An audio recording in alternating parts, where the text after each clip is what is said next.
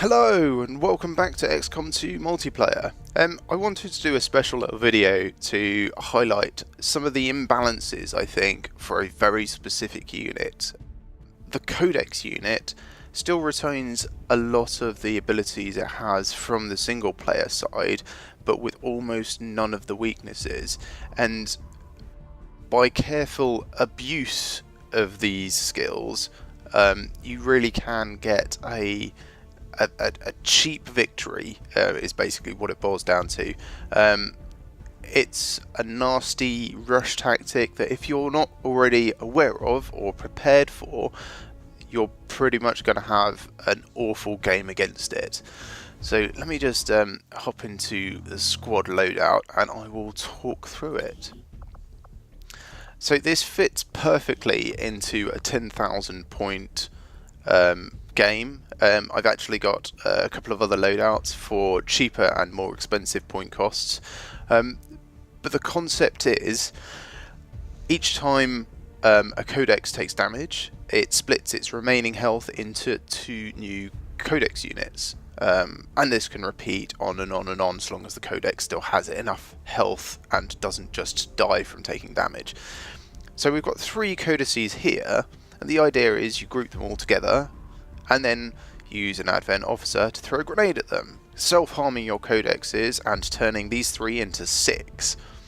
If you're lucky, half of the codexes that come out of that will have enough health to survive another grenade, but even if you're not, you can use the medic unit, heal up a couple of them, and then throw another grenade and split those. And then after that, on your next turn, you can use the specialist to do a restoration ability and heal all of your codices, and then throw another grenade at them and split those, and before you know it, you've suddenly got an army of like between 12 and 15 codices, depending on how lucky you are, all of which still have their ability to teleport and then take a shot. So unless someone you're playing against is aware of this tactic, you've got a surprise rush army that's like immensely maneuverable and still has like the psionic bomb ability, and it's hugely unbalanced, and really the Codex is so cheap for well, I suppose this is a cheap tactic in a very different way, and it's a pretty good way of getting an easy victory. So if you're just looking to, I don't know, say get the achievement for getting a multiplayer win, you're having trouble with that, maybe this tactic's for you. Or if you're just looking to surprise your friends and just blow their mind with the fact that all of a sudden they round a corner and see 18 units fill up the contact bar. But anyway, I'm going to go offline, find my brother and set up a game and talk you through exactly how this works. So hold on a second, I will be right back. So the first thing you're going to want to do is move your other troops away from your codices and then use your specialist to cook a nice grenade back at them. Don't worry about that friendly fire warning, trust me, it's for their own good.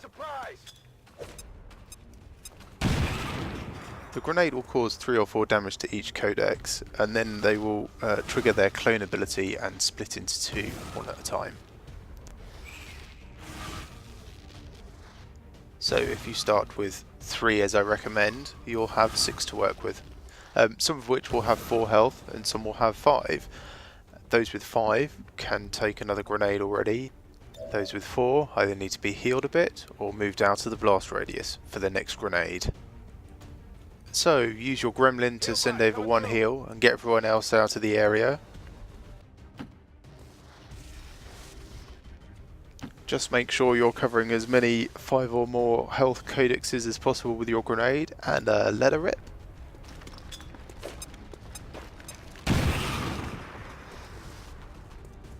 As before, these codexes will take damage from the grenade and then split into 2.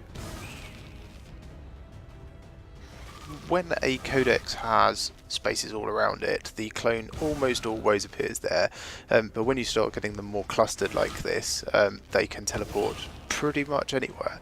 It does mean that you might start seeing things further afield. You might even get a hint for where the enemy troops are coming from.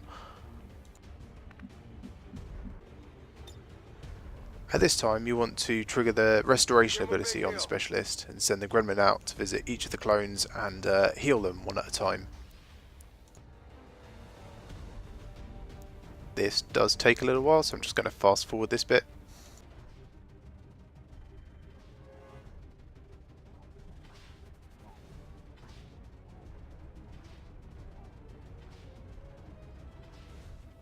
And you might not be very happy with where your codexes have ended up, but fortunately the new clones can teleport immediately, so you can bring them all back home regardless of where they end up.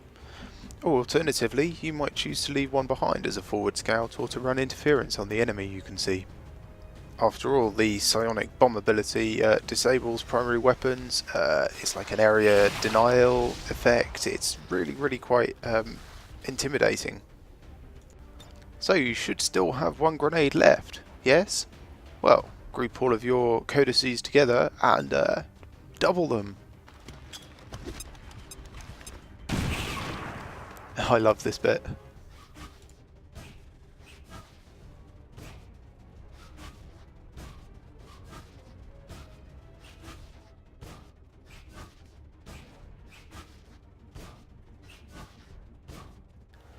So from this point out, the rest of the match should pretty much be a storm of teleporting into flanking positions and taking amazing shots.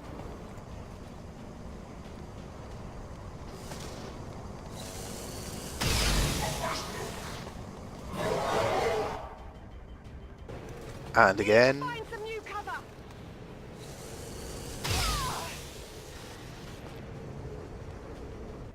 And again.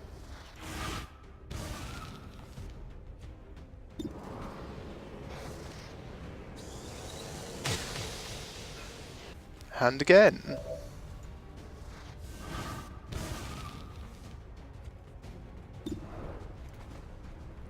In fact, your superior mobility and positioning abilities are going to make it very hard for you to lose. Even if, say, your opponent guesses what's up and manages to wipe out a large selection with a rocket. You can afford the losses.